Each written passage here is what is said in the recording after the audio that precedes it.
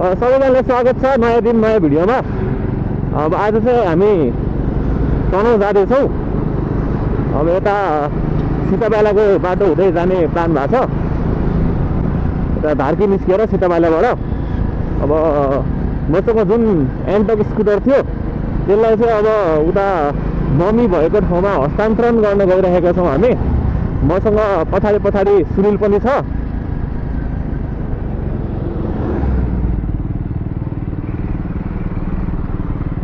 अब यहाँबाट हामी राइट लाग्छौँ सीताबाला चोक भयो चाहिँ।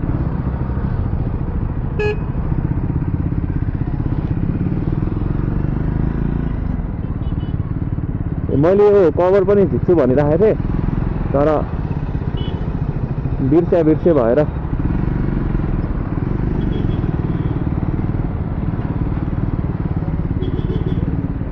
अब आज चाहिँ यो कभरै झिकेर गर्नु पर्ला बल्ल याद आएर। किनभने यो कभर नझिक्दाखेरि चाहिँ कस्तो हुने रहेछ भन्दाखेरि एउटा नौ स्पिडोमिटर के राम्रोसँग देख्छ।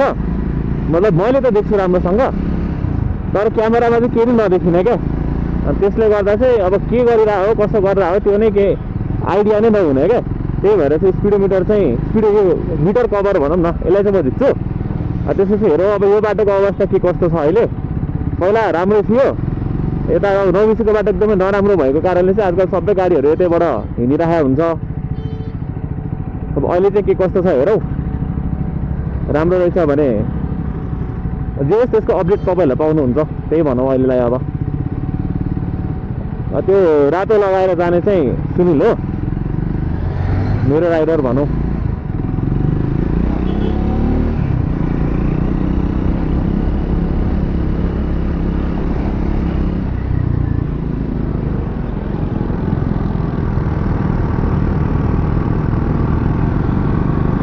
यही हो मेरो पुरानो एन्टक।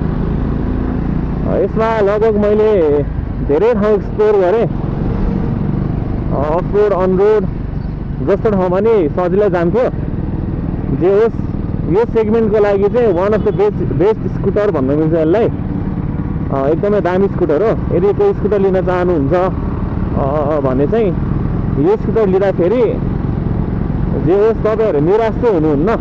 त्यही अलिकति स्कुटर वाइज पनि सामान चाहिँ अलिक महँगो नै छ यो। अब टिभीएसको सामानहरू सबै महँगो नै हुन्छ। मलाई चाहिँ जा भन्यो सुनिलले। म के त्यही हो सामानहरू महँगो नै हुन्छ तर जे होस् लास्ट दामी नै छ स्कुटर।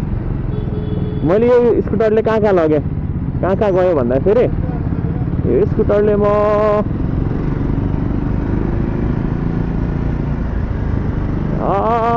धेरै ठाउँ गएँ यार। सबभन्दा टाढा ए ओके थ्याङ्क यू। ओके सबभन्दा टाढा भनेको चाहिँ म यो मुस्ताङ अप्पर मुस्ताङसम्म गएको थियो। अप्पर मुस्ताङ त नभनौँ जो स्लोमानथाङभन्दा अलिकति तलसम्म गएको छ त्यति नै हो।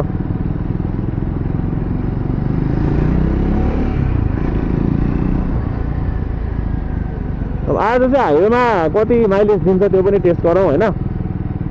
सबै टेस्ट गरौँ आज। ओके अहिले चाहिँ मैले यो झिक्दिएँ मिटर कभर झिक्दिसकेँ मैले।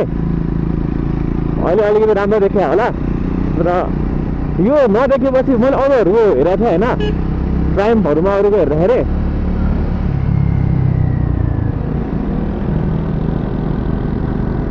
के अरूहरूको हेर्दाखेरि चाहिँ कस्तो यो नझिक्दाखेरि लाग्छ दामी देखिने रहेछ क्या। कभर राखेको भन्दा नराखेको राम्रो देखिने रहेछ। अनि अब मेरो चाहिँ अलि वायत बाहिर देखिरहेको थियो।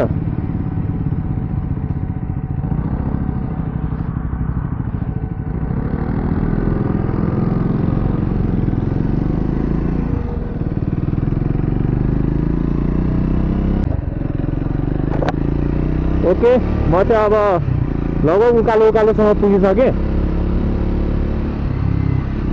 अब यहाँबाट चाहिँ उकालो समाप्त हुन्छ। त्यसपछि फेरि ओह्रालो सुरु हुन्छ। अब यो चाहिँ सीताबालाको बाटो हो अहिले आइरहेको। अगाडि पनि मैले भनिसकेँ। अब चाहिँ ओह्रालो सुरु हुन्छ। यताबाट लेफ्ट गयो भने नागढुङ्गा, राइटतिर चाहिँ हामी धार्के जाने हो।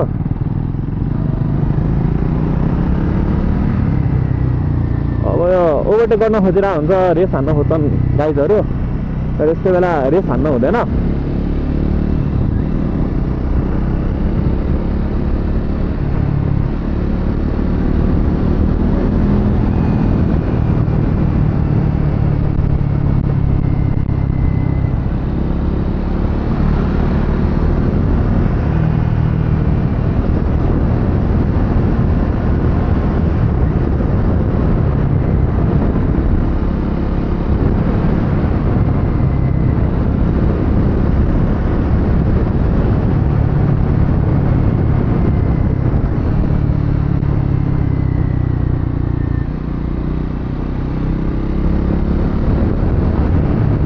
यताको बाटो अलि कस्तो छ भन्ने, अब राम्रो पनि छ नराम्रो पनि छ। आजकल अब सबै गाडीहरू यतैबाट आइरहेको हुन्छ।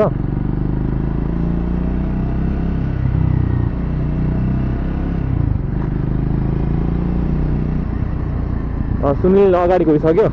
अब सावधान, सडक निर्माण कार्य हुँदैछ, त्यही भएर अलि सावधानपूर्वक नै हिँड्नु पर्यो। यो बाटो घुम्ती घुम्ती छ एकदमै, त्यही भएर यो बाटो आउँदाखेरि सबैजना अलि होस पुऱ्याएर आउनु होला। घुम्ती घुम्ती जे होस् झुकिने खालको छ बाटो चाहिँ। त्यहाँ माथि अब ठाउँ ठाउँमा पहिरो पनि गएको छ, त्यही भएर चाहिँ अलिकति होसियार भएर आउँदाखेरि अलि उचित हुन्छ। अब नयाँ बाटो, यो बाटो कोही फर्स्ट टाइम आउँदै हुनुहुन्छ भने चाहिँ सकेसम्म नकुदाएको राम्रो, किन भन्दाखेरि कहाँ चाहिँ कस्तो खालको घुम्ती छ, कहाँ बाटो साँघुरो छ, त्यो चाहिँ अलि आइडिया हुँदैन। त्यो आइडिया नभएपछि अलि गाह्रो पर्न सक्छ, एक्सिडेन्ट हुने चान्स धेरै नै हुन्छ त्यस्तो भएपछि। अब त्यही नै हो, सकेसम्म अब स्पिडिङ नगरेकै राम्रो भन्छु म चाहिँ। अझ अब अहिले त भिडियो अब ढिलै अपलोड होला हुन त, तर जे होस्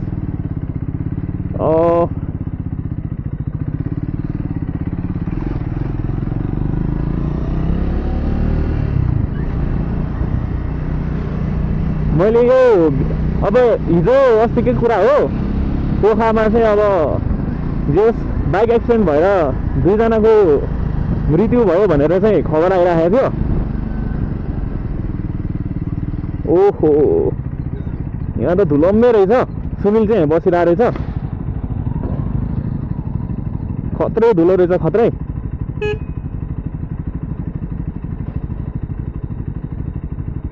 सुनिलको चाहिँ अहिले नयाँ,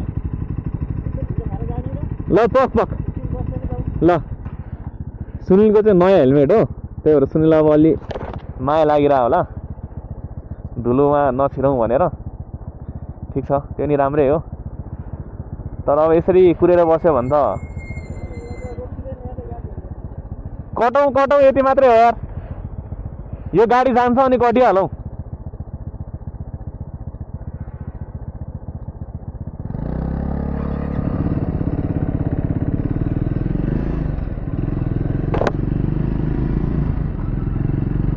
बाटो कहिले राम्रो हुने कहिले ऊ हुने, अब यस्तै छ, नेपालको सिस्टमै यस्तै छ। अब पछि हिँडेपछि यस्तै हो। अब गाडीको धुलो, सुनिलको धुलो, सबैको धुलो एकैबाट खानुपर्छ।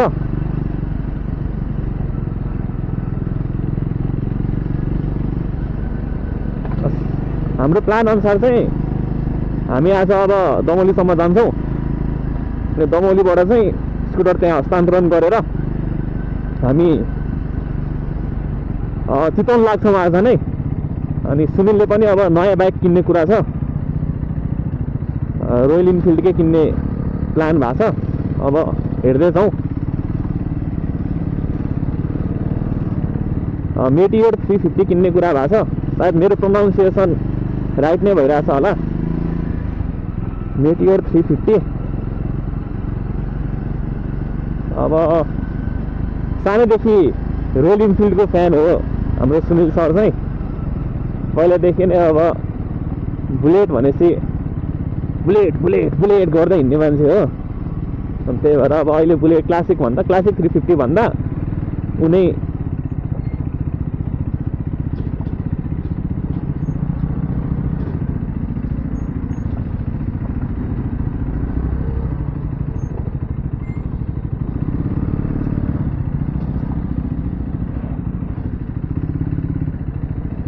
बाटो चाहिँ अब यस्तै यस्तै हो, कहीँ राम्रो पनि छ कहीँ नराम्रो पनि छ।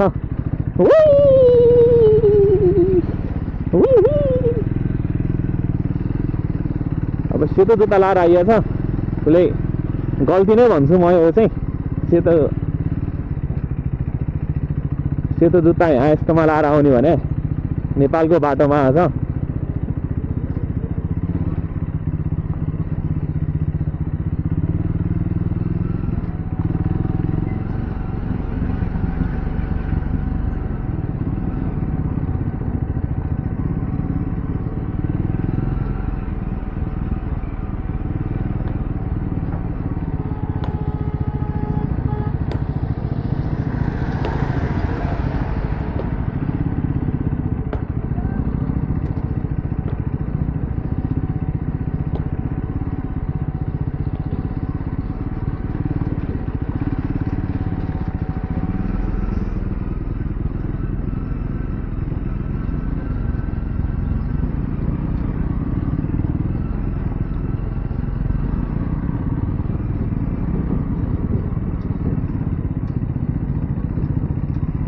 बाटो चाहिँ अलि नराम्रो नै छ यहाँ चाहिँ।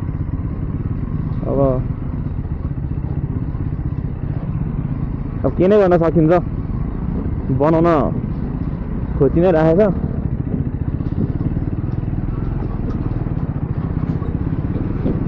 ओ माई गोड, सबै सुनिलले चाहिँ मलाई धुलम्मै बनाएर गयो। ओ सिट भयो, जुत्ता देख्न सक्नुहुन्छ, जुत्तामै ऊ लाग्यो, मेरो हिलो लाग्यो। तर ठिक छ, हाइवे यस्तै हो।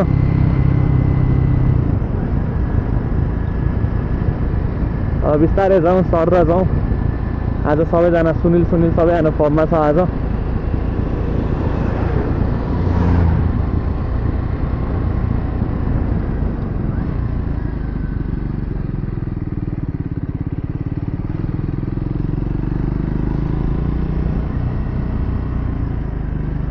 अब यस्तै छ यताको बाटो।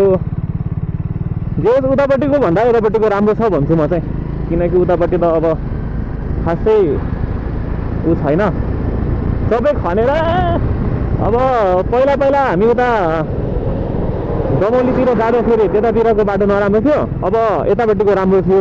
अब अहिले यतापट्टिको राम्रो छ, नराम्रो छ, उतापट्टिको चाहिँ राम्रो छ क्या। ठ्याक्क मुगलिनको डिस्ट्रिक्ट त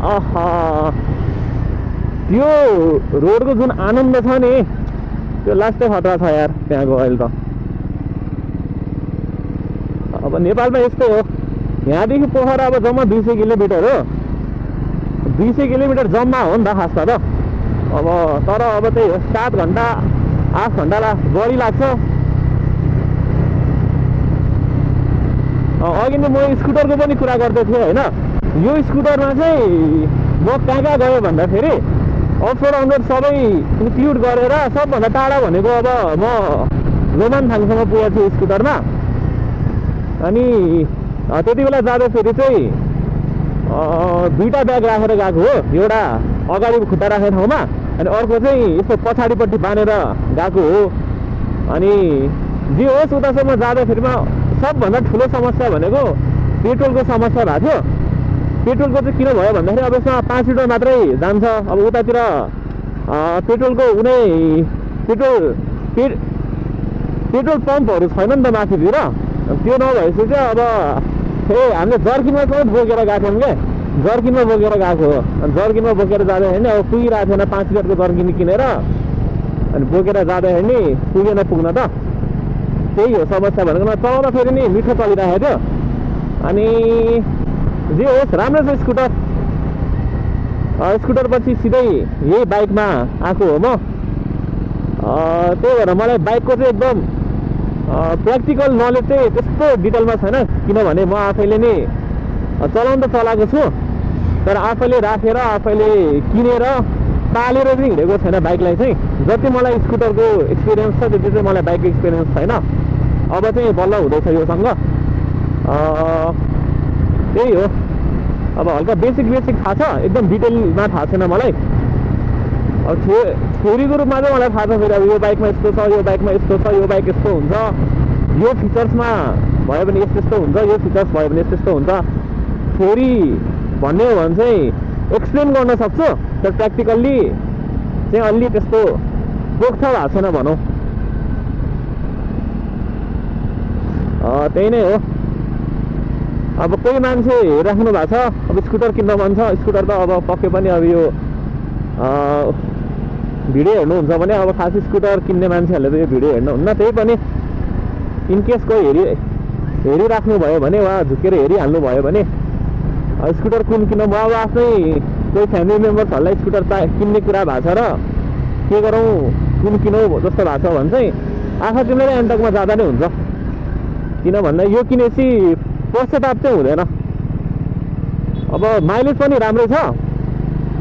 मेरो एकपल्ट यो यसको इन्जिनमा समस्या आएको थियो, टिभीएसको त्यही नै हो, इन्जिनमा चाहिँ समस्या आउन सक्ने धेरै चान्स हुन्छ। अनि इन्जिनमा समस्या आएको थियो, त्यसपछि चाहिँ इन्जिनमा समस्या आएपछि सबभन्दा कम माइलेज चाहिँ 27 दिएको थियो मेरो। अनि अहिलेसम्म सबभन्दा हाइएस्ट चाहिँ 51, 52 त्यो चाहिँ हाइवेमै थाहा पाएको हो मैले। ओहो आज मैले यो माइलेज टेस्ट पनि गर्छु भनेर प्लान गरेको थिएँ, तर ठिकै छ, अर्कोपल्ट गर्नु पर्ला। अनि त्यही नै हो। अनि 51 हाइएस्ट गएको छ, 27 सबभन्दा थोरै थाहा पाएँ मैले। अनि 27 दिँदाखेरि चाहिँ त्यति बेला इन्जिनमै समस्या आएको थियो, एकदम नराम्रोसँग समस्या आएको थियो, सिज नै भएको थियो इन्जिन भनौँ। त्यति बेला सर्भिसिङ मैले केही पनि गराएको थिएन। त्यति बेला जे होस् हाम्रो घरमा माहौल अलिकति बिग्रेको थियो, हजुरआमा बिरामी हुने, यताउति भएर त्यो यताउति टाइम दिन सकिरहेको थिएन। त्यसपछि इन्जिन सिज भएर बिग्रिने अवस्थामा पुगिसकेको थियो। त्यो बेला 27 दिएको थियो। यस माइलेज राम्रोसँग चलाउने हो भने माइलेज पनि राम्रै छ, पावर पनि राम्रै छ, अब लुक्स राम्रै छ, एग्रेसिभ छ नि त। अब हाइवेको लागि पनि राम्रो छ। अलि स्कुटरहरूमा हेभी नै छ नि त यो त। स्कुटरहरूमा हेभी भएपछि जे होस् हाइवेमा पनि चलाउन मजा आउँछ। यस्तो कर्नरिङ पनि हल्का फुल्का हान्नलाई मजा आउँछ। अब एसुमिलले चलाएको पनि हेर्नु, जे होस् कडै छ स्कुटर चाहिँ ओभरअल रूपमा। अनि सर्भिसिङ कस्ट यसको चाहिँ अब एभरेजमा 1500 भन्दा नि हुन्छ। फर्स्ट सर्भिसिङ त अब फ्री हुन्छ, त्यही 700 800-900 हो। त्यही मोबिल चेन्ज गर्छ अनि त्यति नै हो क्या।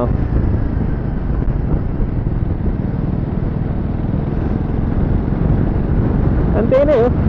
जे होस् स्कुटर कसैलाई किन्न मन छ भने चाहिँ एन्टकमा जाँदा नै हुन्छ। राम्रो छ, कडा छ, मजा आउँछ चलाउन पनि।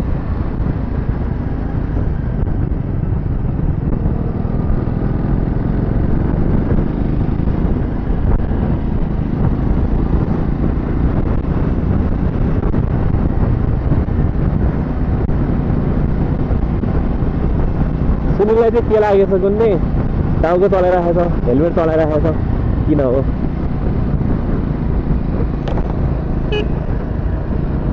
Stop recording!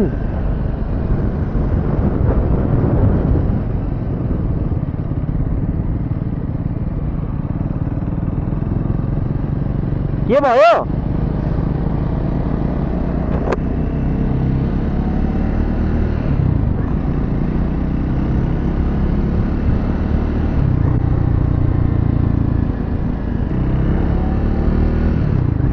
अब चाहिँ हामी धार्गे पुग्न लाग्यौँ।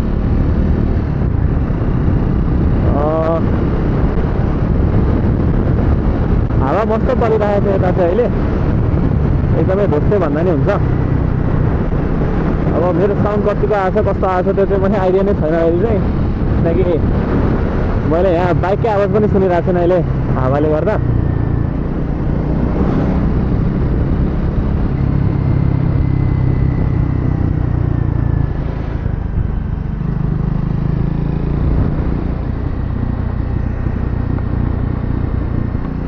10:25 भइसकेको छ।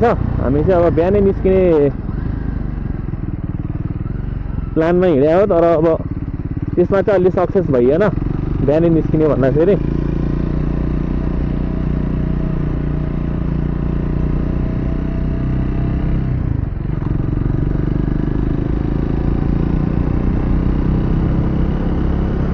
अगाडि सुनिल देख्न सक्नुहुन्छ।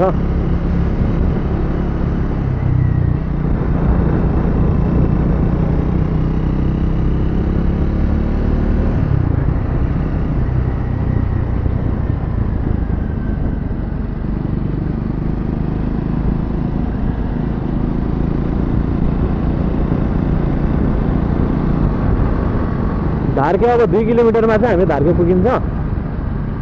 जे होस् यो बाटो एकदम छिटो पनि छ। हेलो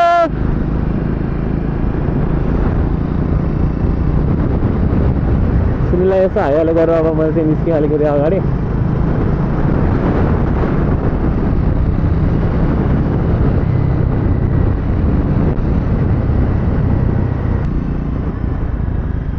यहाँतिरको बाटो चाहिँ एकदम घुम्तीमय भनौँ न, घुम्तीमय छ। यस्तो भएको होला। यस आएर चिलमा चलाउनुको लागि चाहिँ रमाइलो छ। अब जस्तै कुदाउँछु भनेर चाहिँ नआउँ यतातिर, किनकि अब अस्ति दोखाको जस्तो एक्सिडेन्ट भयो भने अलि मजा आउँदैन। हाम्रो एकजना के अरे स्क्रम्बलरकै राइडरलाई पनि यत्तिकै पिटा रहेछ त्यहाँको मान्छेले चाहिँ। उहाँ चाहिँ यत्तिकै राइडको लागि जानुभएको, तर एक्सिडेन्ट भइसकेको रहेछ। अनि यत्तिकै अब ल गइदिउँ न त भनेर जानुभएको रहेछ। अब त पनि होइन सिनियरसँगै भनेर उहाँको त्यहाँको लोकल मान्छेहरूले चाहिँ उहाँले चाहिँ अब सिधै केही नसोचिकन सिधै हात हाल्नु भएको थियो क्या। अब त्यस्तै हो, अब सबै आवेशमा हुन्छ।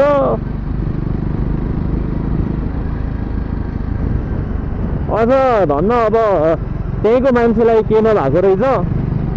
अब त्यहीँको मान्छेलाई के भएको भए चाहिँ अब त्यति बेला अब तनी त्यही ग्याङको हो भनेर चाहिँ उहाँलाई अझै तिर्थ्यो होला बढी नै।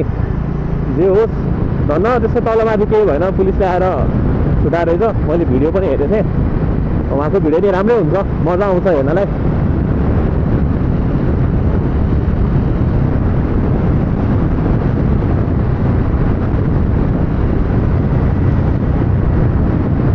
त्यही नै हो।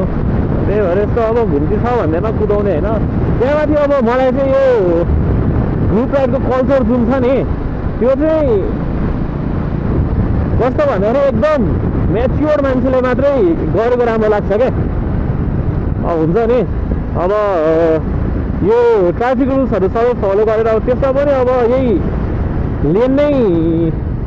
लेनलाई नै के भन्नु थियो अब आफ्नो लेन छोडेर अर्को लेनमा जाँदै हेर्ने दुईजनाको ठोक्या हो नि त। त्यस्तो गरेर चाहिँ त्यो मजै आउँदैन क्या त्यसरी राइड जाँदाखेरि चाहिँ। जे होस् बाटोमा सकेसम्म त्यस्तो केही नहोस् भन्छु म। अब सधैँ आफ्नै हातमा त हुँदैन, त्यही पनि सकेसम्म अब आफै अलिकति क्लियर भएर हिँडेपछि अब लक पनि हो। 50% आफ्टर चान्स 50% लक हो भन्छु म चाहिँ, किनभने सबै कुरा आफ्नो हातमा हुँदैन।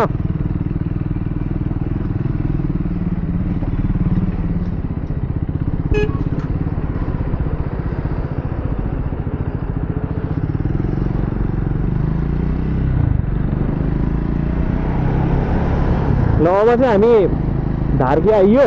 जे होस् हामी यहाँ अब मेन हाइवे यो चाहिँ पृथ्वी हाइवे हो। पृथ्वी हाइवेमा छोइयो। अब अहिलेको लागि यति नै भन्छु म।